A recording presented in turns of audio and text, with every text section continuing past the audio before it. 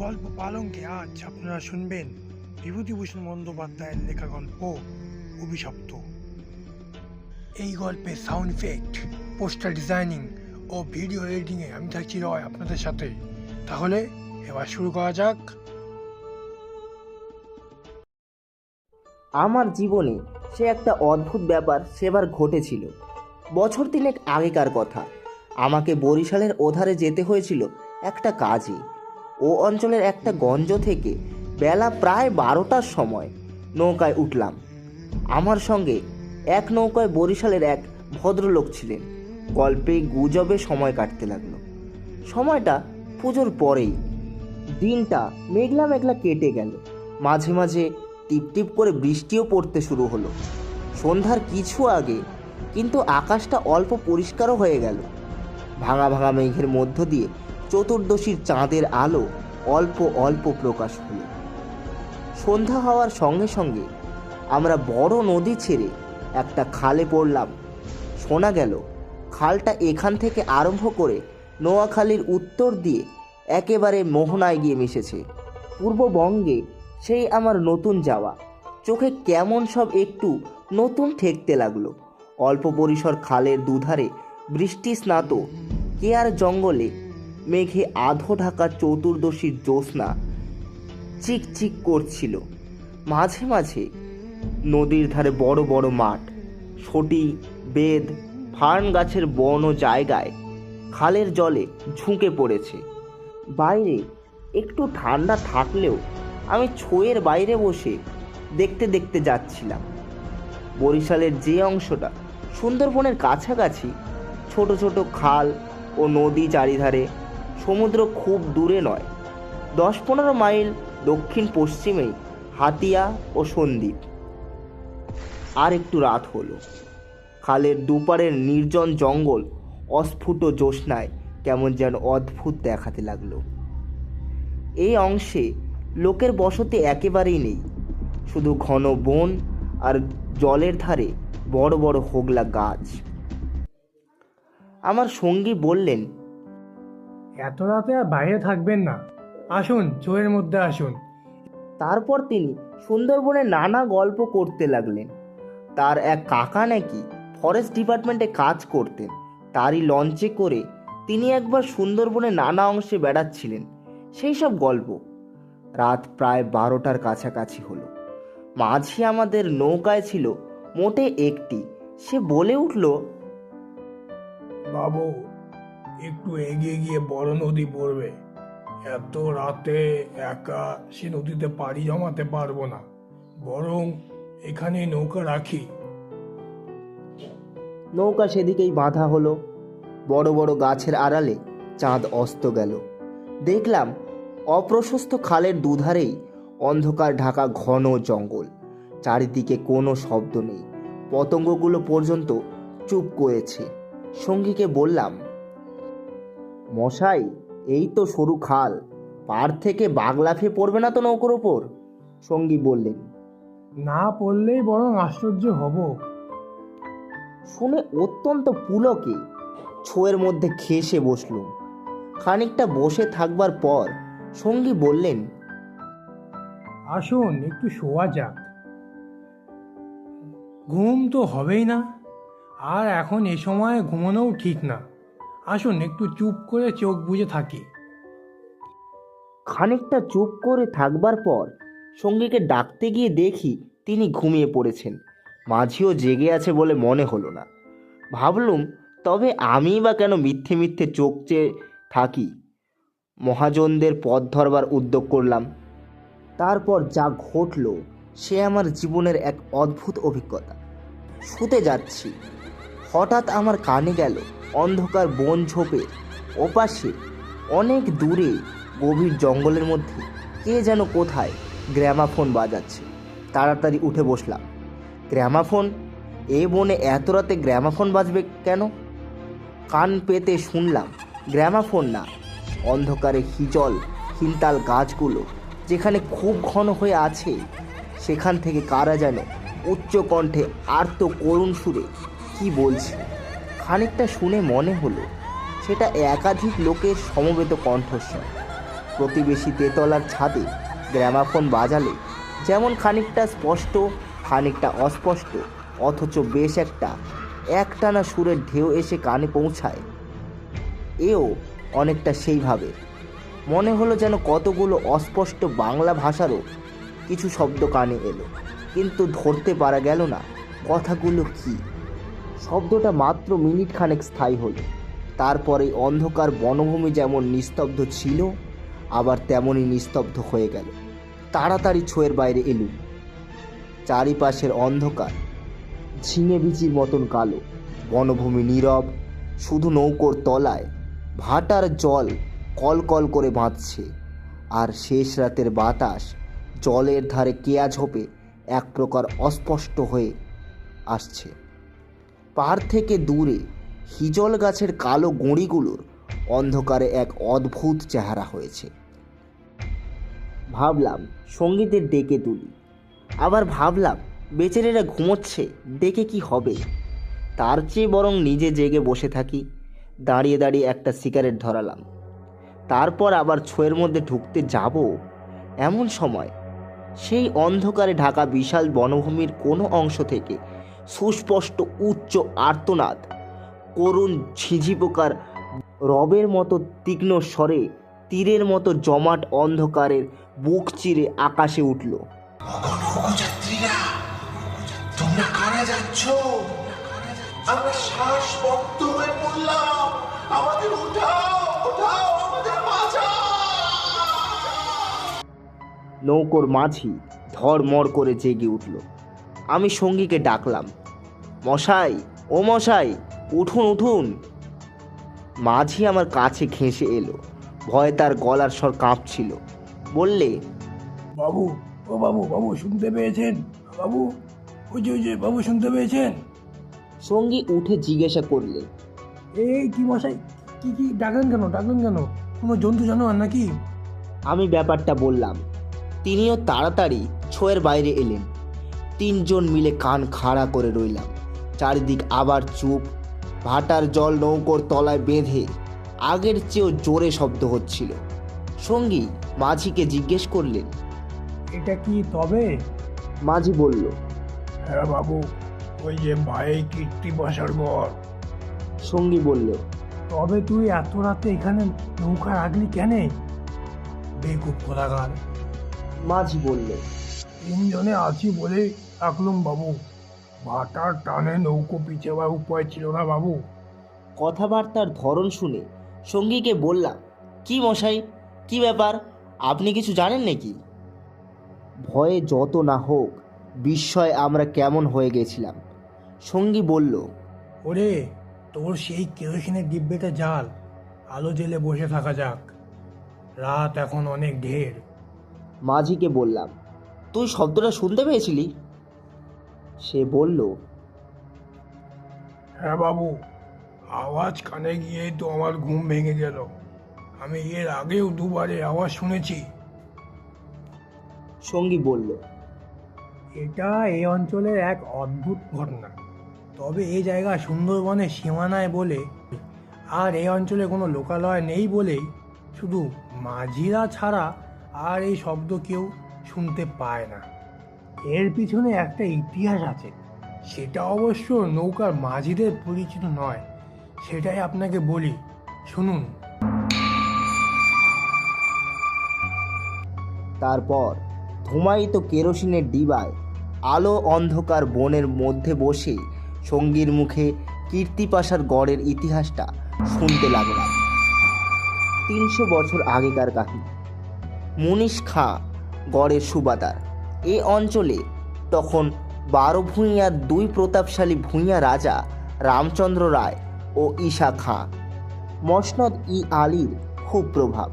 মেঘনার মোহনার বাইরে সমুদ্র, যাকে এখন সন্দ্বীপ চ্যানেল বলে। সেখানে তখন মগ আর পর্তুগিজ জলদস্যুরা শিকার অন্বেষণে ও সৈন্যপক্ষের মতো ওত পেতে বসে থাকত। সে সময় এখানে একরকম বন জঙ্গল ছিল না। এ সমস্ত জায়গা তখন কীর্তি রায়ের অধিকারে ছিল। এইখানে তার সুদৃঢ় দুর্গ ছিল।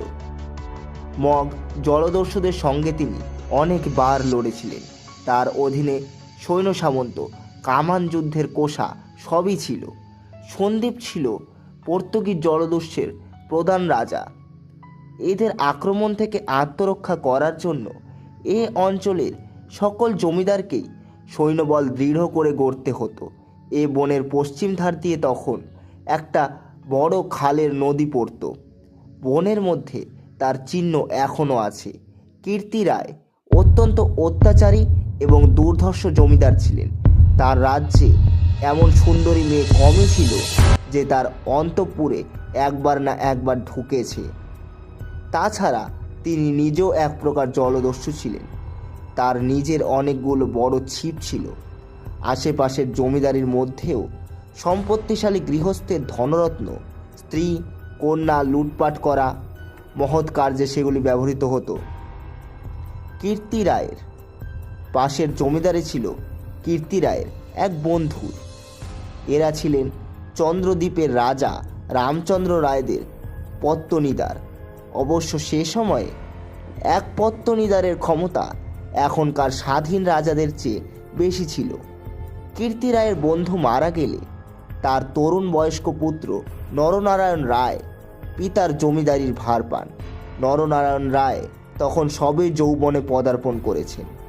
অত্যন্ত সুপুরুষ, বীর ও শক্তিমান। নরনারায়ণ কীর্তি রায়ের পুত্র চঞ্চল রায়ের সমবয়সী ও বন্ধু। সেবার কীর্তি রায়ের নিমন্ত্রণে নরনারায়ণ রায় তার রাজ্যে দিন কতকের জন্য বেড়াতে এলেন। চঞ্চল রায়ের তরুণী পত্নী লক্ষ্মী দেবী স্বামীর বন্ধু নরনারায়ণকে দেওরের মতো স্নেহের চোখে দেখতেন। দু এক দিনের মধ্যেই কিন্তু সে স্নেহের চোটে নরনারায়ণকে বিব্রত হয়ে উঠতে হলো। নরনারায়ণ রায় তরুণ বয়স্ক হলেও একটু গম্ভীর প্রকৃতির।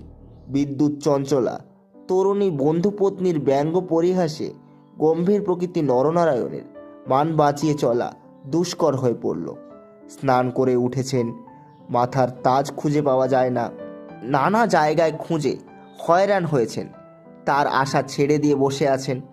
হঠাৎ কখন নিজের বালিশ তুলতে গিয়ে দেখেন তার নিচেই তাজ চাপা পড়ে আছে। যদিও এর আগেও তিনি বালিশের নিচে খুঁজেছেন। তার প্রিয় তরবারিখানা দুপুর থেকে বিকেলের মধ্যে 5 বার হারিয়ে গেল। আবার 5 বারই সম্পূর্ণ অপ্রত্যাশিত স্থান থেকে খুঁজে পাওয়া গেল। তরল মস্তিষ্ক বন্ধুপত্নীকে কিছুতে এঁটে উঠতে না পেরে অত্যাচার জর্জরিত নরনারায়ণ রায় ঠিক করলেন তার বন্ধু স্ত্রী ছিটগ্রস্ত। বন্ধুর দুর্দশায় চঞ্চল রায় মনে মনে খুব খুশি হলেও বাইরে স্ত্রীকে বললেন, 2 দিনের জন্য এসেছে বেচারি। ওকে তুমি যেরকম বিব্রত করে তুলেছ, ও আর কখনো কিন্তু এখানে আসবে না। দিন কয়েক একরকমে কাটার পর কীর্তি রায়ের আদেশে চঞ্চল রায়কে কি কাজে হঠাৎ গৌড়ে যাত্রা করতে হলো। নরনারায়ণ রায়ও বন্ধুপত্নী কখন কি করে বসে সেই ভয়ে দিন কতক সশঙ্ক অবস্থায় কালযাপন করবার পর তিনি নিজেই বজরায় উঠে হাঁপ ছেড়ে বাঁচলেন। যাওয়ার সময় লক্ষ্মীদেবী বলে দিলেন, এবার আবার যখন আসবে ভাই, এমন একটা বিশ্বাসী লোক সঙ্গে এনো যে রাত দিন তোমার জিনিসপত্র ঘরে বসে চৌকি দেবে, বুঝলে তো? নরনারায়ণ রায়ের বজরা রায়মঙ্গলের মোহনা ছাড়িয়ে যাওয়ার একটু পরেই জলদস্যুদের দ্বারা আক্রান্ত হলো। তখন মধ্যাহ্নকাল, প্রখর রৌদ্রে বজরার প্রসারী জলরাশি শ্মশান তরোয়ারের মতো ঝকঝক করছিল। সমুদ্রের সে অংশে এমন কোনো নৌকো ছিল না যারা সাহায্য করতে পারে। সেটা রায়মঙ্গল আর কালাবাদর নদীর মুখ, সামনেই সমুদ্র। সন্দ্বীপ চ্যানেল জলদস্যুদের প্রধান ঘাঁটি। নরনারায়ণের বজরা রক্ষীরা কেউ হত হলো, কেউ সাংঘাতিক জখম হলো। নিজে নরনারায়ণ দস্যুদের আক্রমণ প্রতিহত করতে গিয়ে কিসের খোঁচা খেয়ে সংজ্ঞাশূন্য হয়ে পড়লেন। জ্ঞান হলে দেখতে পেলেন তিনি এক অন্ধকার স্থানে শুয়ে আছেন। তার সামনে কি যেন একটা বড় নক্ষত্রের মতো জ্বলছে। খানিকক্ষণ জোরে চোখের পলক ফেলার পর তিনি বুঝলেন যাকে তিনি নক্ষত্র বলে মনে করছিলেন তা প্রকৃতপক্ষে একটি অতি ক্ষুদ্র গবাক্ষ পথে আগত দিবালোক। নরনারায়ণ দেখলেন তিনি একটি অন্ধকার কক্ষের আর্দ্র মেঝের ওপর শুয়ে আছেন। ঘরের দেওয়ালে স্থানে স্থানে শ্যাওলার দল গজিয়েছে। আরও কদিন, আরও করাত কেটে গেল। কেউ তার জন্য কোনো খাবার আনলো না। তিনি বুঝলেন যারা তাকে এখানে এনেছে তাকে না খেতে দিয়ে মেরে ফেলাই তাদের উদ্দেশ্য। সামনে নির্মম মৃত্যু। সেদিনটাও কেটে গেল। আঘাতজনিত ব্যথায় এবং ক্ষুধা তৃষ্ণায় অবসন্ন দেহে নরনারায়ণের চোখের সামনে থেকে গবাক্ষ পথের শেষ দিবালোকও মিলিয়ে গেল। তিনি অন্ধকার ঘরের পাষাণ শয্যায় ক্ষুধা কাতর দেহ প্রসারিত করে অধীরভাবে মৃত্যুর অপেক্ষা করতে লাগলেন। প্রকৃতির একটা ক্লোরোফর্ম আছে, যন্ত্রণা পেয়ে মরছে এমন প্রাণীকে মৃত্যু যন্ত্রণা থেকে বাঁচাবার জন্য সেটা মুমূর্ষ প্রাণীকে অভিভূত করে। ধীরে ধীরে যেন সেই দয়াময় মৃত্যু তন্দ্রা এসে তাকেও আশ্রয় করল। অনেকক্ষণ পরে, কতক্ষণ পরে তা তিনি বুঝতে পারলেন না। হঠাৎ আলো চোখে লেগে তার তন্দ্রাঘোর কেটে গেল। বিস্মিত নরনারায়ণ চোখ মেলে দেখলেন তার সামনে প্রদীপ হস্তে দাঁড়িয়ে তার বন্ধুপত্নী লক্ষ্মী দেবী। কথা বলতে গিয়ে লক্ষ্মী দেবীর ইঙ্গিতে নরনারায়ণ থেমে গেলেন। লক্ষ্মী দেবী হাতের প্রদীপটি আঁচল দিয়ে ঢেকে নরনারায়ণকে তার অনুসরণ করতে ইঙ্গিত করলেন। একবার নরনারায়ণের সন্দেহ হলো, এসব স্বপ্ন নয় তো। কিন্তু ওই যে দীপশিখার উজ্জ্বল আলোয় আর্দ্র ভিত্তি গার্তের সবুজ শ্যাওলার দল স্পষ্ট দেখা যায়। নরনারায়ণ শক্তিমান যুবক, ক্ষুধায় দুর্বল হয়ে পড়লেও নিশ্চিত মৃত্যুর গ্রাস থেকে বাঁচবার উৎসাহে তিনি দৃঢ় পদে অগ্রবর্তনী ক্ষিপ্রগ্রামী বন্ধুপত্নীর পশ্চাৎ পশ্চাৎ চললেন। একটা বজ্র গতি পাথরের সিঁড়ি দিয়ে ওপরে উঠে একটি দীর্ঘ সুড়ঙ্গ পার হওয়ার পর তিনি দেখলেন যে তারা কীর্তি রায়ের প্রাসাদের সামনের খালধারে এসে পৌঁছেছেন। লক্ষ্মী দেবী একটা ছোট বেতে বোনা থলি বার করে তার হাতে দিয়ে বললেন, এতে খাবার আছে, এখানে খেও না।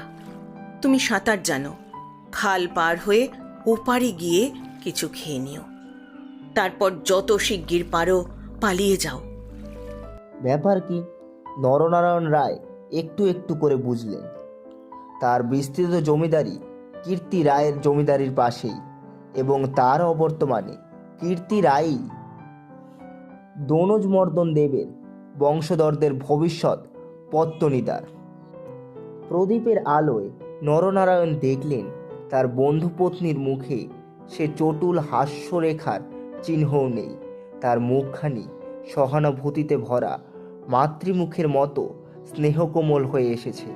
তাদের চারিপাশে গাঢ় অন্ধকার, মাথার ওপরে আকাশের বুক চিরে দিগন্ত বিস্তৃত উজ্জ্বল ছায়াপথ। নিকটেই খালের ওপর জোর ভাটার টানে তীরের হোগলা গাছ দুলিয়ে কল কল শব্দে বড় নদীর দিকে ছুটছে। নরনারায়ণ আবেগপূর্ণ সুরে জিজ্ঞেস করলেন, বৌঠান, চঞ্চল কি তাহলে? লক্ষ্মী দেবী বললেন, না ভাই, তিনি কিছু জানেন না। এসব শ্বশুর ঠাকুরের কীর্তি, এই জন্য তাকে অন্য জায়গায় পাঠিয়েছেন। এখন আমার মনে হচ্ছে গৌর টৌর সব মিথ্যে। নরনারায়ণ দেখলেন লজ্জায় দুঃখে তার বন্ধুপত্নীর মুখ বিবর্ণ হয়ে উঠেছে। লক্ষ্মী দেবী আবার বললেন, আমি আজ জানতে পারি, খিড়কিগড়ের পাইক সর্দার আমায় মা বলে। তাকে দিয়ে দুপুর রাতের পাহারা সব সরিয়ে রেখে দিয়েছিলাম, তাই।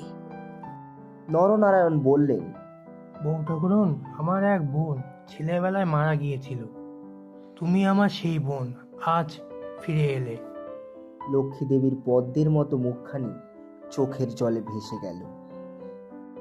একটু ইতস্তত করে তিনি বললেন, ভাই, বলতে সাহস পাইনি, তবুও একটা কথা বলছি, বোন বলে যদি রাখো। নরনারায়ণ জিজ্ঞেস করলেন, কি কথা বউ ঠাকুরন? লক্ষ্মী দেবী বললেন, তুমি আমার কাছে বলে যাও ভাই, যে শ্বশুর ঠাকুরের কোনো অনিষ্ট চিন্তা তুমি করবে না। নরনারায়ণ একটু ভাবলেন, তারপর বললেন, তুমি আমার প্রাণ দিলে বউ ঠাকুরন, তোমার কাছে বলে যাচ্ছি, তুমি বেঁচে থাকতে আমি তোমার শ্বশুরের কোনো অনিষ্ট চিন্তা করব না। বিদায় নিতে গিয়ে নরনারায়ণ জিজ্ঞেস করলেন, তুমি ফিরে যেতে পারবে তো? লক্ষ্মী দেবী বললেন, আমি ঠিক যাব।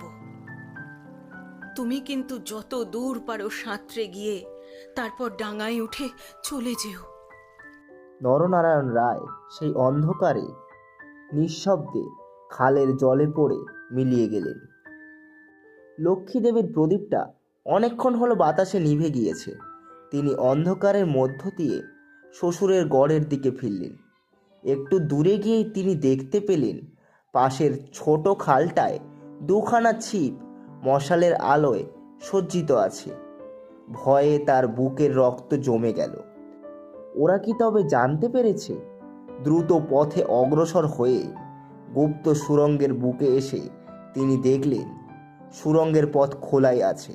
তিনি তাড়াতাড়ি সুড়ঙ্গের মধ্যে ঢুকে পড়লেন। কীর্তি রায় বুঝতেন, নিজের হাতের আঙ্গুলও যদি বিষাক্ত হয়ে ওঠে তবে তাকে কেটে ফেলাই শরীরের পক্ষে মঙ্গল। পরের দিন আবার আলো ফুটে উঠল, কিন্তু লক্ষ্মী দেবীকে আর কোনোদিন কেউ দেখেনি। রাতের হিংস্র অন্ধকার তাকে গ্রাস করে ফেলেছিল। নরনারায়ণ রায় নিজের রাজধানীতে বসে সব শুনলেন। গুপ্ত সুড়ঙ্গের দুধারে মুখ বন্ধ করে কীর্তি রায় তার পুত্রবধূ শ্বাসরোধ করে তাকে হত্যা করেছেন। শুনে তিনি চুপ করে রইলেন। এর কিছুদিন পরে তার কানে গেল বাসুন্ডার লক্ষণ রায়ের মেয়ের সঙ্গে শীঘ্রই চঞ্চলের বিয়ে। সেদিন রাতে চাঁদ উঠলে নিজের প্রাসাদ শিখরে বেড়াতে গিয়ে চারিদিকে সুন্দর শুভ্র আলোয় সাগরের দিকে দৃষ্টিপাত করে দৃঢ়চিত্ত নরনারায়ণ রায়ও চোখের পাতা কেমন যেন ভিজে উঠল। তার মনে হলো তার অভাগিনী বউ ঠাকুরানীর হৃদয় নিঃসারিত নিষ্পাপ অকলঙ্ক পবিত্র স্নেহের ঢেউয়ে সারা জগৎ ভেসে যাচ্ছে। মনে হলো তারই অন্তরের শ্যামলতায় জ্যোৎস্না স্নাত ধৌত বনভূমির অঙ্গে অঙ্গে শ্যামল সুন্দর শ্রী। নীরব আকাশের তলে তারই চোখের দৃষ্ট হাসিটি তারায় তারায় নবমল্লিকার মতো ফুটে উঠেছে। নরনারায়ণ রায়ের আগের পূর্বপুরুষরা ছিলেন দুর্ধর্ষ ভূম্যধিকারী দস্যু। হঠাৎ পূর্বপুরুষের সেই বর্বর রক্ত নরনারায়ণের ধমনীতে নেচে উঠল। তিনি মনে মনে বললেন, আমার অপমান আমি ভুলে গিয়েছিলাম বউ ঠাকুরন, কিন্তু তোমার অপমান আমি সহ্য করতে পারবো না কখনো। কিছুদিন কেটে গেল। তারপর একদিন এক শীতল ভোররাত্রির কুয়াশা কেটে যাওয়ার সঙ্গে সঙ্গে দেখা গেল কীর্তি রায়ের গড়ের খালের মুখ ছিপে সুলুপে জাহাজে ভরে গিয়েছে। তোপের আওয়াজে কীর্তি রায়ের প্রাসাদ দুর্গের ভিত্তি ঘন ঘন কেঁপে উঠতে লাগলো। কীর্তি রায় শুনলেন আক্রমণকারী নরনারায়ণ রায়, সঙ্গে দুরন্ত পর্তুগিজ জলদস্যু সেবাস্টিও গঞ্জালেস। উভয়ের সম্মিলিত বহরের 40খানা কোষা খালের মুখে চড়াও হয়েছে। পুরো বহরের বাকি অংশ বাহির নদীতে দাঁড়িয়ে। এই আক্রমণের জন্য কীর্তি রায় পূর্ব থেকেই প্রস্তুত ছিলেন। কেবল প্রস্তুত ছিলেন না নরনারায়ণের সঙ্গে গঞ্জালেন্সের যোগদানের জন্য। রাজা রামচন্দ্র রায় এবং রাজা লক্ষ্মী মাণিক্যের সঙ্গে গঞ্জালেন্সের কয়েক বছর ধরে শত্রুতা চলে আসছে। এই অবস্থায় গঞ্জালেন্স যে তাদের পত্তনিদার নরনারায়ণ রায়ের সঙ্গে যোগ দেবে, এ কীর্তি রায়ের কাছে সম্পূর্ণ অপ্রত্যাশিত ঘটনা। তা হলেও কীর্তি রায়ের গড় থেকেও তোপ চলল। গঞ্জালেন্স সুদক্ষ নৌবীর, তার পরিদর্শনে 10খানা সুলুপ চূড়া ঘুরে গড়ের পাশের ছোট খালে ঢুকতে গিয়ে কীর্তি রায়ের নরওয়ারার এক অংশ দ্বারা বাধাপ্রাপ্ত হলো। গড়ের কামান সেদিকে এত প্রখর যে খালের মুখে দাঁড়িয়ে থাকলে বহর মারা পড়ে। গঞ্জালেন্স 2খানা কামানবাহী সুলুপু ছোট নৌকা খালের মুখে রেখে বাকিগুলো সেখান থেকে ঘুরিয়ে এনে চূড়ার পেছনে দাঁড় করালে গঞ্জালেন্সের অধীনস্থ অন্যতম জলদস্যু মাইকেল রোজারিও ডিভেগা এই ছোট বহর খালের মধ্যে ঢুকিয়ে গড়ের পশ্চিম দিক আক্রমণ করবার জন্য আদিষ্ট হলো। অতর্কিত আক্রমণে কীর্তি রায়ের নরওয়ারা শত্রুবহর কর্তৃক চিপি সাঁটা বোতলের মতো খালের মধ্যে আটকে গেল। নদীতে গিয়ে যুদ্ধ দেওয়ার ক্ষমতা তাদের আদৌ রইল না। তবুও তাদের বিক্রমে রোজারিও অনেকক্ষণ পর্যন্ত কিছু করে উঠতে পারলে না। কীর্তি রায়ের নৌবহর দুর্বল ছিল না। কীর্তি রায়ের গড় থেকে পর্তুগিজ জলদস্যুদের আড্ডা সন্দ্বীপ খুব দূরে নয়, কাজেই কীর্তি রায়কে নৌবহর সুদৃঢ় করে গড়ে তুলতে হয়েছিল। বিকালের দিকে রোজারিয়ার কামানের মুখে গড়ের পশ্চিম দিকটা একেবারে হুমড়ি খেয়ে পড়ল। নরনারায়ণ রায় দেখলেন প্রায় 30খানা কোষা জখম অবস্থায় খালের মুখে পড়ে। কীর্তি রায়ের গড়ের কামানগুলো সব চুপ। নদীর দুপার ঘিরে সন্ধ্যা নেমে এসেছে। উচ্চে নিস্তব্ধ নীল আকাশে কেবলমাত্র এক ঝাঁক শকুনি কীর্তি রায়ের গড়ের উপর চক্রাকারে ঘুরছে। হঠাৎ বিজয়োন্মুক্ত নরনারায়ণ রায়ের চোখের সম্মুখে বন্ধু পত্নীর বিদায়ের রাতের সন্ধ্যার পদ্মের মতো বিষাদ ভরা ম্লান মুখখানি, কাতর মিনতিপূর্ণ সেই চোখ দুটি মনে পড়ল। তীব্র অনুশোচনায় তার মন তখনই ভরে উঠল। তিনি করছেন কি? এরকম করেই কি তার স্নেহময়ী প্রাণদাত্রীর শেষ অনুরোধ রাখতে এসেছেন? নরনারায়ণ হুকুম জারি করলেন, কীর্তি রায়ের পরিবারের একটি প্রাণীরও যেন প্রাণহানি না হয়। একটু পরেই সংবাদ এলো গড়ের মধ্যে কেউ নেই। নরনারায়ণ রায় বিস্মিত হলেন। তিনি তখনই নিজে গড়ের মধ্যে ঢুকলেন। তিনি এবং গঞ্জালেন্স গড়ের সমস্ত অংশ তন্ন তন্ন করে খুঁজলেন। দেখলেন সত্যি কেউ নেই।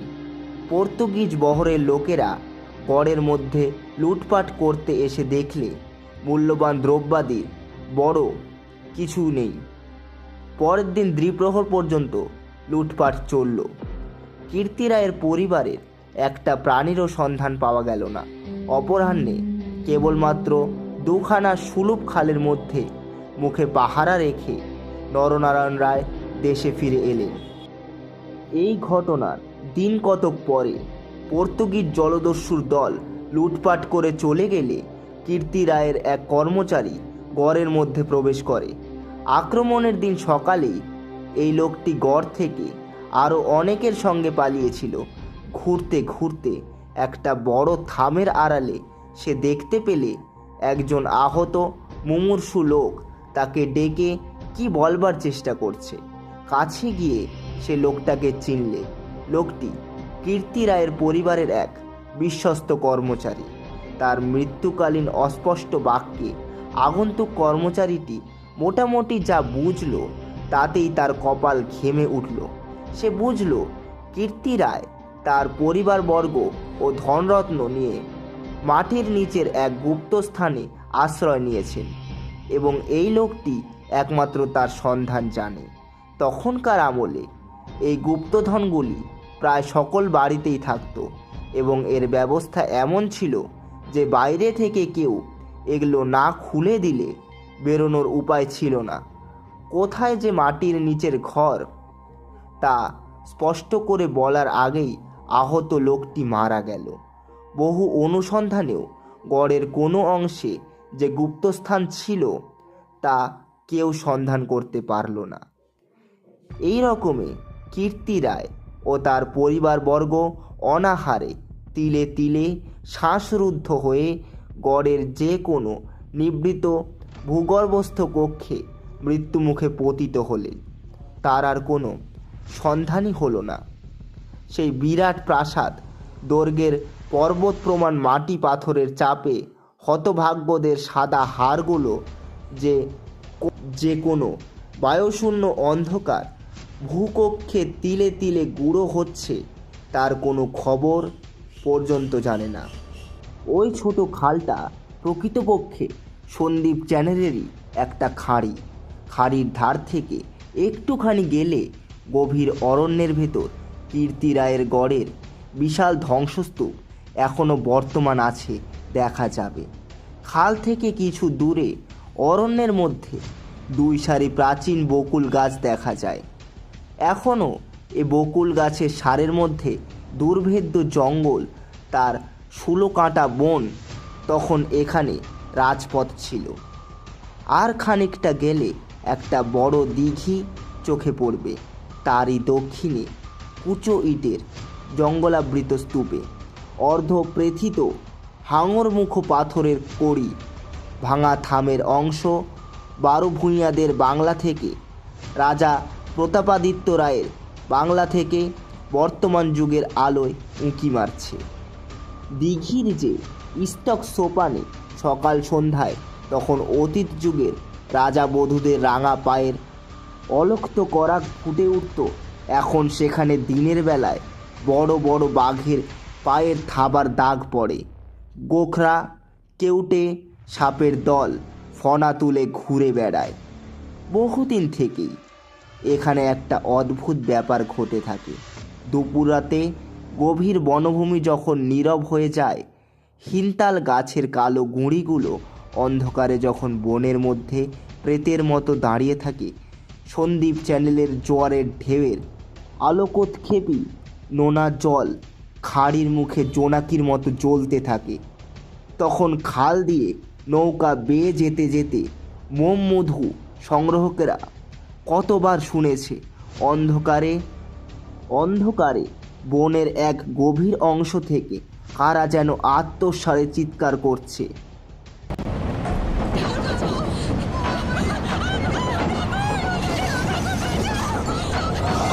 যাত্রীরা, তোমরা কারা যাচ্ছ? আমরা শ্বাস বন্ধ হয়ে পড়লাম। আমাদের উঠাও, উঠাও, আমাদের বাঁচাও। উদ্ধার করো নাবিক, আমার খিদে পেয়েছে, খুব খিদে পেয়েছে, আমাকে উদ্ধার করো নাবিক।